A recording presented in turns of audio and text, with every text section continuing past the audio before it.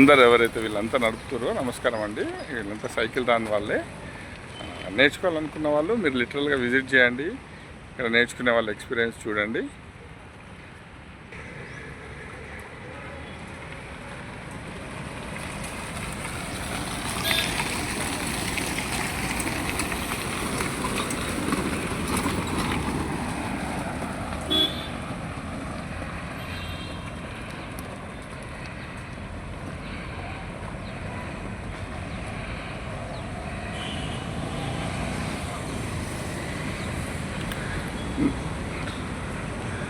తప్పకుండా మీరు ఫాలో చేయండి.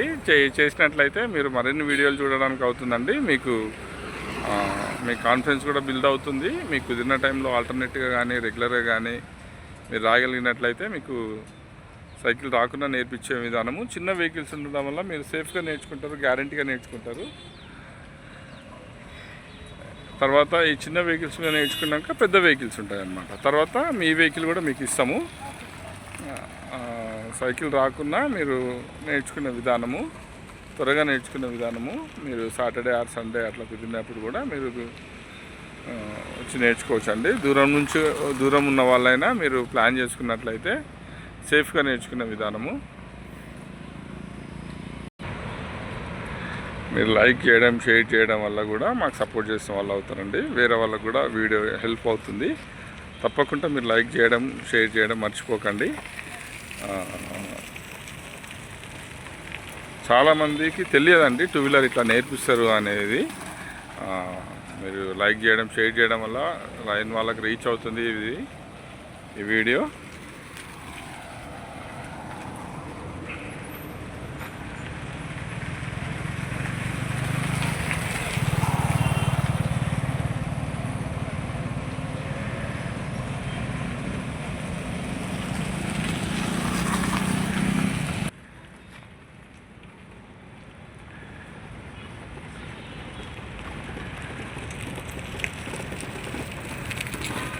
ఇట్లా చిన్న వెహికల్స్ నేర్చుకున్నాక అట్లా పెద్ద వెహికల్స్ ఇస్తామండి. పెద్దవి కూడా నడిపితే ఎన్ని వెహికల్ నడపడానికి అవుతుంది అనమాట. స్టార్టింగ్లో చిన్న వెహికల్స్ మీద నేర్చుకుందామే, ఇప్పుడు పెద్ద వెహికల్ అనమాట. వన్స్ బ్యాలెన్సింగ్ మనకు వచ్చిందంటే ఎన్ని వెహికల్ నడపడానికి అవుతుంది.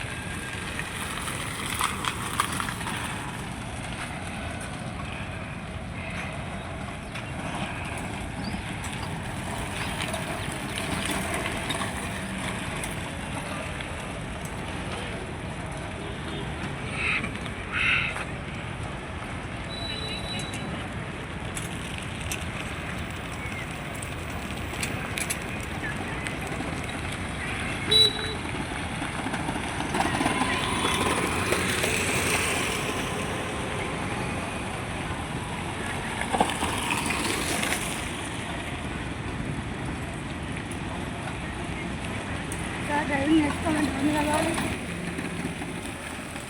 ఎన్ని రోజులు వచ్చేస్తాయి?